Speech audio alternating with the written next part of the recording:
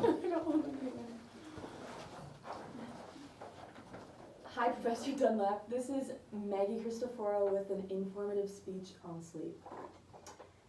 Have you ever wondered what is really happening to your body when you're asleep?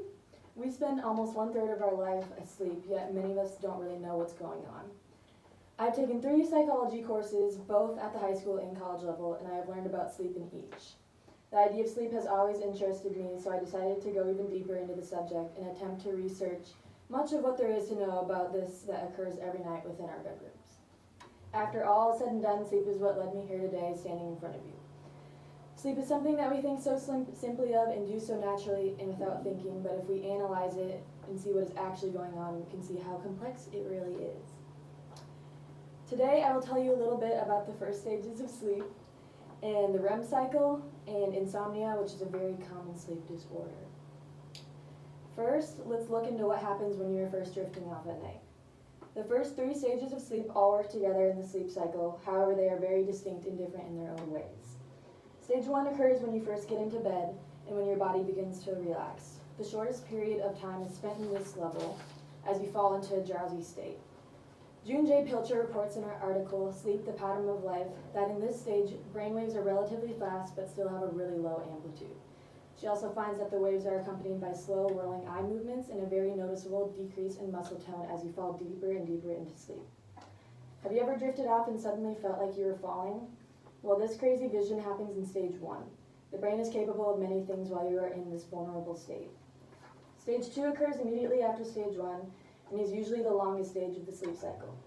Tough Sleep reports in its article, Stages of Sleep and Sleep Cycles, that 40 to 60% of sleep occurs during stage 2. This is considered a very light sleep.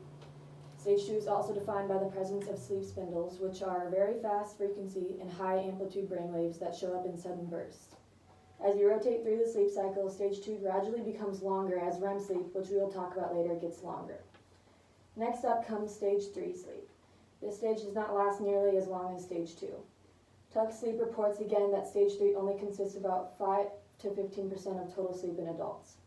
You're in your deepest sleep here, and it is very rare for any waking up to occur during this stage. It is the most restorative stage of the sleep cycle, making it very important.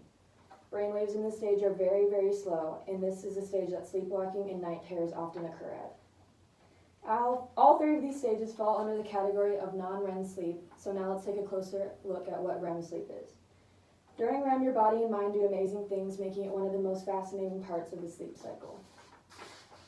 First, let's take a look at what your body undergoes physically during the REM cycle. REM stands for rapid eye movement, which is the main characterization of this stage.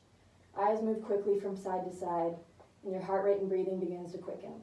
We cannot regulate our temperature very well, which is why we often wake up from scary dreams hot and sweaty.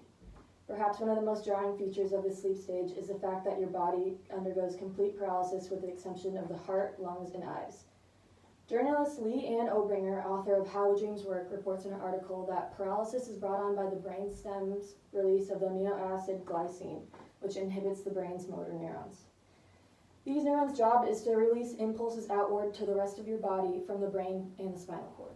Many people believe that the reason that your body undergoes complete paralysis is to ensure that you do not physically act out any of your dreams.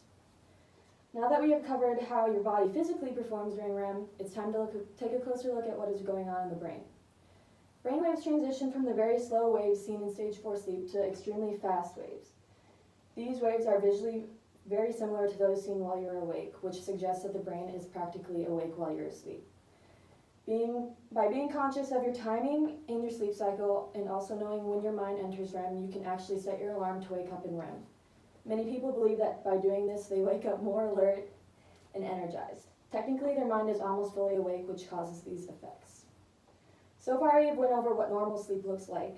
So let's take a look at some of the ways sleep can be affected.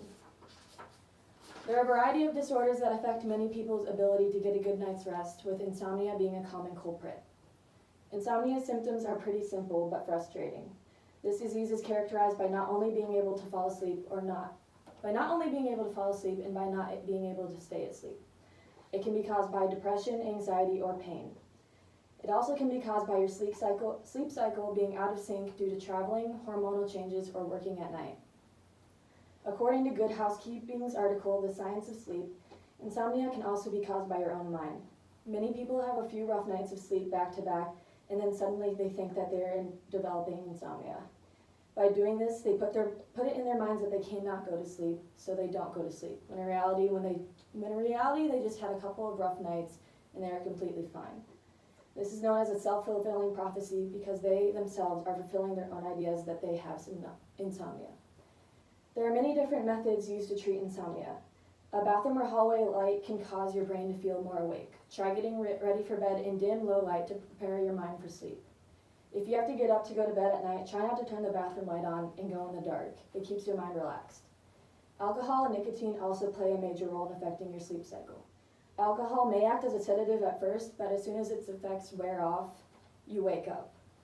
Nicotine does nothing but make your brain more active and feel more awake.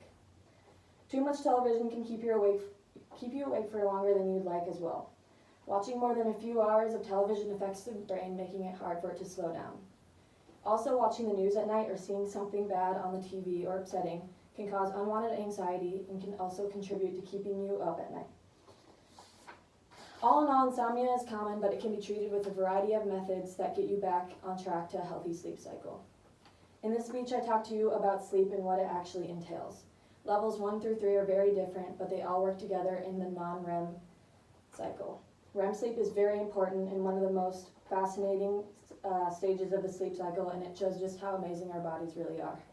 Although insomnia is very common, there are many simple things a person can do and change in an attempt to stop it. After all this, it is easy to see how complex sleep really is, and maybe now we will all go to bed with a little more knowledge about what we are actually doing. Sleep is something that we do every night. Everyone should understand the importance of this activity and do their best at getting the adequate amount. This way you will wake up every morning feeling refreshed and ready to conquer anything. Oh my God.